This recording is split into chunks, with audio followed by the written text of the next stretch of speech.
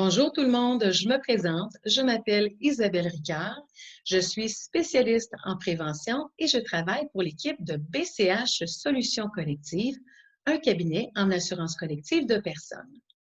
Alors, je vous parle, on vit encore dans un contexte particulier entourant la COVID-19. Alors, c'est en temps de pandémie que j'utilise la magie du web pour continuer à informer nos clients. Pour ceux et celles qui me connaissent et avec qui je fais affaire, bien, vous le savez, on s'efforce, on travaille ensemble là, à trouver des moyens concrets d'assurer un meilleur contrôle des coûts et bien sûr l'utilisation des médicaments règle générale, peut représenter plus de 65 de votre utilisation globale de tous les services utilisés dans le cadre de votre régime d'assurance collective. Alors, j'ai cru bon partager avec vous des nouvelles relativement récentes qui, espérons-le, aideront à atteindre cet objectif et ultimement à assurer la pérennité de vos régimes collectifs. Alors, pour être certaine de rien oublier, permettez-moi de consulter mes notes de temps à autre. D'abord, je vous parle du nouveau projet de loi 31 qui a été adopté à l'Assemblée nationale et en vigueur depuis le 18 mars 2020. Alors, cette nouvelle loi modifie principalement une loi existante sur la pharmacie. Alors, on se rappellera que la loi 41 avait permis aux pharmaciens de prolonger des ordonnances pour des périodes allant au-delà des durées maximales prévues. Or, la loi 31 permet maintenant aux pharmaciens d'exercer 7 nouvelles activités. Je ne vais pas toutes les énumérer, mais il y a entre autres là, la possibilité pour un pharmacien d'administrer un médicament en situation d'urgence. Bref, ce qu'il faut retenir, c'est que la nouvelle loi 31 vient en quelque sorte appuyer ou élargir la loi 41 pour permettre aux pharmaciens d'en faire plus pour la population, donc d'offrir plus de services à nous, Québécois. Maintenant, j'aimerais vous parler d'une nouvelle entente entre l'Association québécoise des pharmaciens propriétaires, donc entre l'AQPP et les assureurs, les tiers payants privés, communément appelés les TPP ou les TPA, et l'Association canadienne des compagnies d'assurance de personnes. Alors, c'est une entente qui a, mon Dieu, après de nombreuses discussions, là, il y avait des pourparlers qui duraient depuis plus de 2 ans. C'est une entente, donc, qui a pris effet le 1er février 2020 et qui sera d'une durée de 3 ans. Alors, l'entente prévoit notamment ceci. La possibilité pour les assureurs de développer des outils de comparaison des prix sur leur site sécurisé. Alors, si vous êtes un promoteur de régime, un administrateur ou l'employeur, mais évidemment, si vous êtes un assuré ou une personne à charge, ben, vous avez sans doute un accès qui vous permet donc d'accéder au site de votre assureur. Alors, bientôt, il y aura un outil qui vous permettra de comparer le prix du médicament qui vous a été prescrit. Cependant, petit bémol, on dit ceci. Il ne sera toutefois pas possible d'isoler les honoraires professionnels du pharmacien du seul prix total présenté. Alors, comment y arriver? Ben, il y a un seul moyen d'arriver à isoler l'honoraire professionnel du prix de votre médicament là, dans l'exercice de cette comparaison, et c'est à l'aide du reçu. Parce que oui, c'est bon de se rappeler que depuis septembre 2017, les pharmaciens du Québec ont l'obligation de détailler les reçus, donc le coût total du médicament. C'est comme si, sur le reçu, là, ben, il y avait comme 3 sections.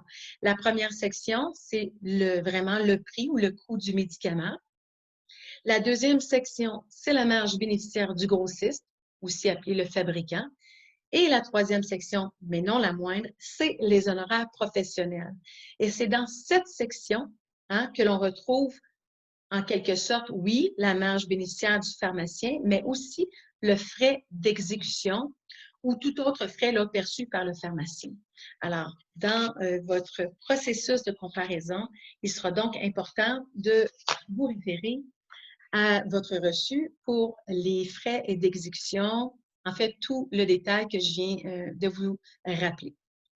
Maintenant, l'entente prévoit aussi ceci, la création d'un groupe de travail composé d'assureurs et de représentants de l'AQPP pour permettre quoi? Bien, de mieux encadrer les tarifs des médicaments de spécialité très coûteux. Oui, on le sait. Si votre groupe est aux prises avec ce type de médicament, bien, vous savez de quoi je parle. Le nombre d'utilisateurs est généralement très peu élevé, mais les coûts rattachés aux médicaments de spécialité, eux, sont très élevés. Et là, vous faites face à un défi majeur. Donc, comme il est prévu sur le marché pharmaceutique là, que de nombreux médicaments de spécialité feront encore leur entrée, eh bien, ce fameux groupe de travail se penchera sur ce que constitue un médicament de spécialité. Peut-être que ceux qui sont catégorisés de la sorte aujourd'hui se verront changer de classe et bien sûr veilleront à trouver un prix juste et raisonnable pour ce type de médicament.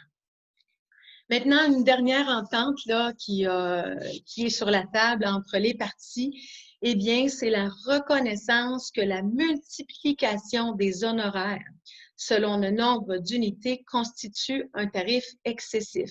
Vous aurez compris qu'on parle ici des honoraires du pharmacien par rapport au régime privé.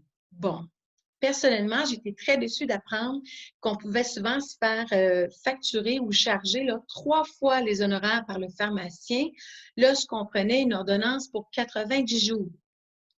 Je ne parle plus de médicaments de spécialité, là, on parle de médicaments d'entretien, bien entendu. À ce jour, il semblerait que rien n'oblige un pharmacien à ne charger qu'une seule fois son honoraire, même s'il n'a effectué qu'une seule exécution. Ça, c'est du nouveau pour moi. Alors, ce qu'il est bon de se rappeler ou de savoir, c'est que pour les régimes publics, donc pour tous ceux et celles là, assurés par la Régie d'assurance maladie du Québec, par la RAMQ, bien, les honoraires du pharmacien sont fixés par le gouvernement. Et peu importe l'ordonnance, le coût est toujours le même. Alors que pour les régimes privés, les honoraires du pharmacien ne sont pas fixés par le gouvernement. Alors, par qui vous croyez? Bien, par le pharmacien lui-même. Et en moyenne, les honoraires professionnels facturés au privé, sont environ le double du public. Alors, c'est la loi du libre marché. En fait, c'est que le pharmacien est tout simplement libre de choisir l'honoraire qu'il veut et aucun montant maximal ne s'applique, du moins à l'heure actuelle. Bref, dans la nouvelle entente, là, ben, tout ce qui entoure cet aspect-là reste à déterminer.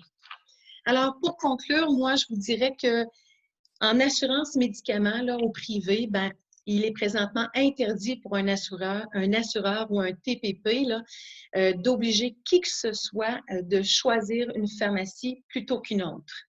Alors, bon, on le sait, il a été souvent démontré que l'écart de prix varie du simple au double, parfois sous la même bannière. Alors, une solution de plus en plus répandue est de magasiner sa pharmacie. Et bien sûr, dans ce processus, il est important de comparer non seulement les prix, mais les avantages aussi entre les services d'une pharmacie dite traditionnelle, là, celles qui ont pignon sur rue. Vous le savez, les chaînes au Québec sont nombreuses, mais aussi d'envisager peut-être de comparer les prix et les avantages d'une pharmacie en ligne, aussi appelée une pharmacie postale. En conclusion, vous êtes libre de choisir votre pharmacien, mais rappelez-vous que vous avez un pouvoir sur les coûts en tant que consommateur. Merci.